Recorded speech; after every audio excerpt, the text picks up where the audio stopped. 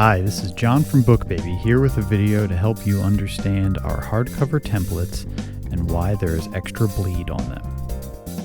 If you are new to printing, you may not be familiar with print bleed. We've already got a great video to help bring you up to speed on that.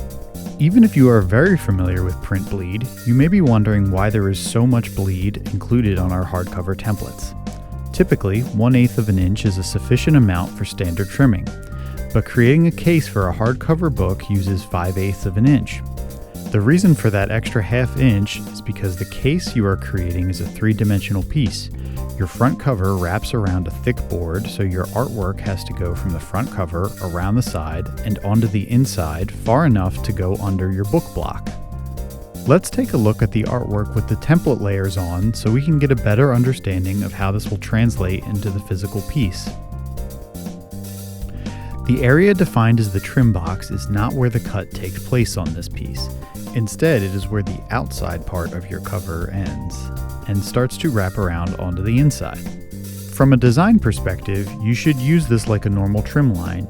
Anything you want to be visible in the finished book should be contained within the trim and safety lines.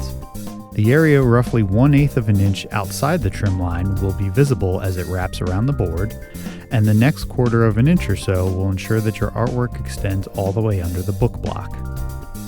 Let's take a look at an unfinished book so we can relate the 2-dimensional artwork to the 3-dimensional finished piece.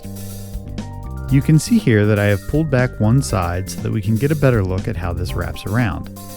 Notice how the artwork extends around the thickness of the board and onto the interior. There are some production markers that help make sure the proper content is glued into the correct cover, but that will all be hidden by the book block, as you can see here in a finished book.